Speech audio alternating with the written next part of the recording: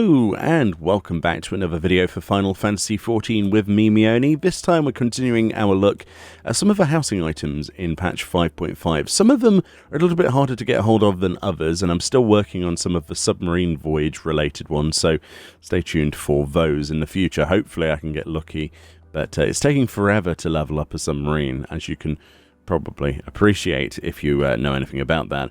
Today then, let's look at the country dining set. This is one of the first ones I want to look at. This is actually a brand new recipe in 5.5. It's a level 80 basic recipe. This is actually a dining room table with chairs, so that could be potentially saving up some slots if it is indeed what it looks like it's going to be. It says, enjoy the bucolic life with this wooden dining set for 4, finished with a checkered tablecloth. So there we go. This uses 8 lignum vitae lumber, 4 santique lumber, and 4 dwarven cotton. It doesn't really appear to be that hard of a craft, so I shouldn't really have too many issues with this. Just going to bodge one together for the video here. Yeah, this is really not going to be a problem. Just a basic synthesis it to completion. There we go. Nice and simple. There we go. Oh, there we go. There we go. I missed that last little bit there. There we go. That's in our crafting log now. So let's go and have a look. Excuse the inventory. What this new item looks like. I think the best place to show this off actually would be the FC house. We've got more space. I haven't put away the previous toys that I've been crafting and playing around with. So yes, I've been a bad person. I need to put away my toys after I've used them for videos. I have a really bad habit of just leaving stuff everywhere. Like in the FC house, I used to just leave stuff here, and people were like, why do we have like some weird lantern thing inside of another thing? I'm like, ah, right, I completely forgot about that. Anyway, rambling aside, this is the country dining set, and this is what it looks like. Let's try and get a nice view of that. Plop, plop, and plop. Wow. It's actually really cool, isn't it? I really like this item, and you're going to know exactly why. It's because this is taking up 1 item slot instead of 5.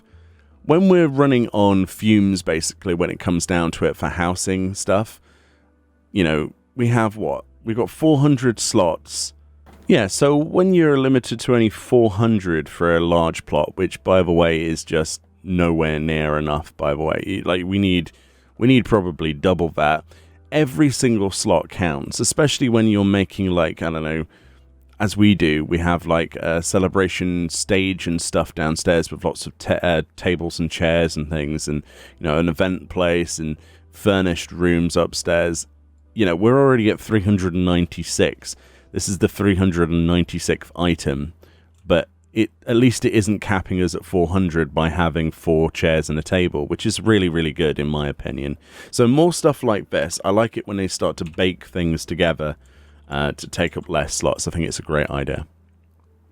So the item in general then looks fairly good. The chairs are fairly generic. Kind of, I don't know, what would you class those chairs as? They're a certain style with the sort of splayed legs.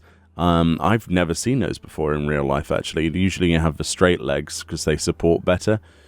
These, I can imagine, would just go underneath a Rogadin's bottom. But there we go. Then we have, of course, the table itself. Yeah, I think this is a really nice item. It's definitely not your IKEA sort of table. It's more of a sort of rustic sort of thing, isn't it? It does, of course, have a die option on it. And the die option is, if I make the window a little bit smaller so I can see what I'm doing, the tablecloth. So most people would probably want multiple palette choice here. This is something we've complained about never-endingly, would be the lack of the ability to choose 2 things to dye, you know, either both in housing and, you know, on furniture and in glamour as well.